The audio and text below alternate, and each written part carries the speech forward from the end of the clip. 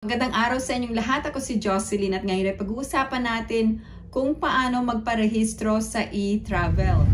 Kung ikaw ay babiyahe sa Pilipinas, kailangan mong magparehistro sa e-travel bago ka dumating sa airport kasi mahihirapan kang ma-access ang e-travel dahil mahirap po ang internet connection at madedelay ang pagdaan mo sa immigration clearance at customs clearance dahil ikaw ay magpaparehistro pa sa e-travel. So, mas maganda na magpa-register within 3 days bago ka bumiyahe. Ganun din kung ikaw ay paalis na galing ng Pilipinas, kailangan ding mag-register. Lahat ng pasahero, wala pong exceptions. Lahat kailangan mag-register bago dumating at bago umalis ng Pilipinas. Ako po ay actual na nag-travel papuntang Pilipinas. Galing po ako ng Las Vegas, umalis po ako ng June 5. At ako ay nag-register noong June 3rd. So, Tuesday ako nag-register. Thursday ang aking flight. At Saturday ang dating ko sa Pilipinas ng actual date, June 7.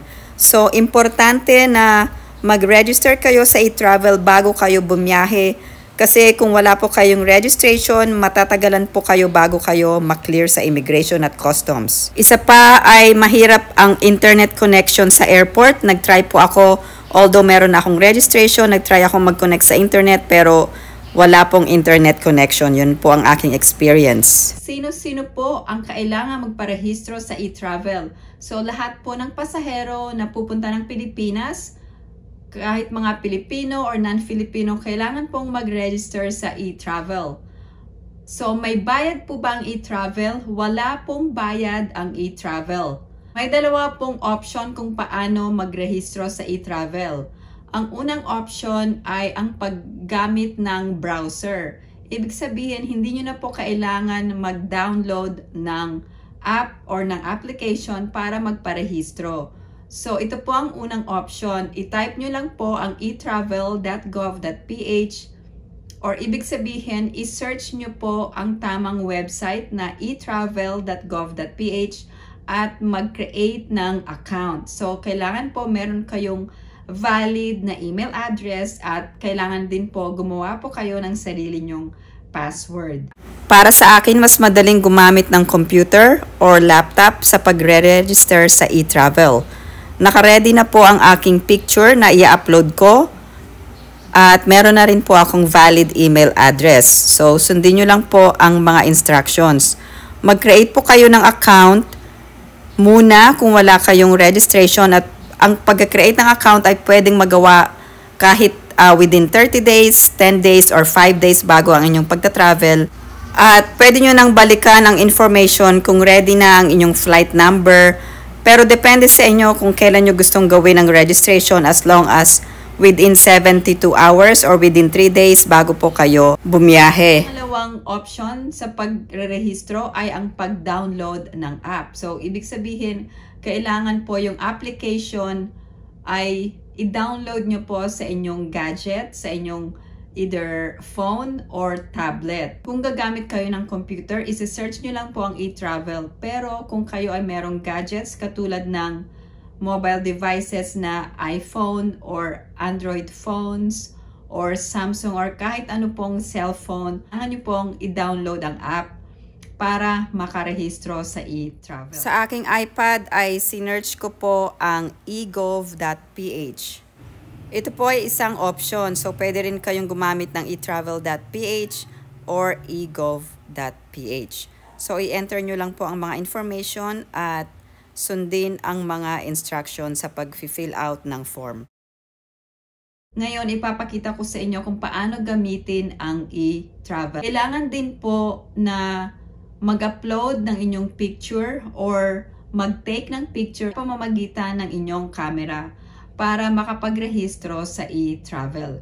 At kailangan na rin po ang inyong signature. Ma-generate nyo po ang QR code para sa successful registration sa e-travel. Sa lahat po ng pasahero, nakalink na po ang e-travel at ang online customs declaration form. So lahat ng pasahero ay kailangan magparehistro sa e-travel within 72 hours. At kailangan din po ay mag-fill out ng online customs declaration form kahit na wala po kayong ide-declare na goods or items. Sinearch ko po ang e-travel at nakapagrehistro na po ako ahead of time para madali na po ang sa sign in. Meron po akong valid email address at password. Ngayon, kapag nakapag-login na po kayo, ilalagay nyo po ang inyong account information. At pagkatapos po nun ay ang inyong travel declaration. So, ilalagay po ninyo ang inyong purpose of travel, ang traveler type, at flight information. So, ito pong flight information, ito po ang inyong direct flight to the Philippines. So, kung meron kayong connecting flight, ito po yung last leg of your flight. Ibig sabihin, ito yung flight na magdadala sa inyo sa Pilipinas. So, from Las Vegas to Korea. So, ang inilagay ko ay Korea to Manila na flight number. Ilalagay nyo rin po ang inyong origin, yung country of origin at airport of origin. Ang ginawa ko, 2 days po before ang aking departure ay nag-register na po ako sa aking e-travel dahil ang Pilipinas ay advance po ng 15 hours. Kung ginawa ko siya 3 days before, hindi po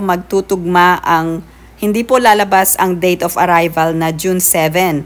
So naghintay po ako ng 2 days before yung flight bago ako nag-register para ang date of arrival sa Pilipinas ay magtugma sa pagre-rehistro ko sa e-travel. Kasi dapat ang Pilipinas i-adjust nila itong calendar dahil kung mag-register ka 3 days before departure, hindi po mag-show ang date of arrival dahil advance po ng 15 hours ang Pilipinas. So dito sa travel declaration, ilalagay nyo rin po ang inyong health declaration pero hindi na po kailangan ng COVID vaccination. Then after nito ay malilink na kayo sa baggage declaration. So make sure na basahin po ninyo ang lahat ng information para maging smooth ang inyong pag-clear sa immigration at sa customs.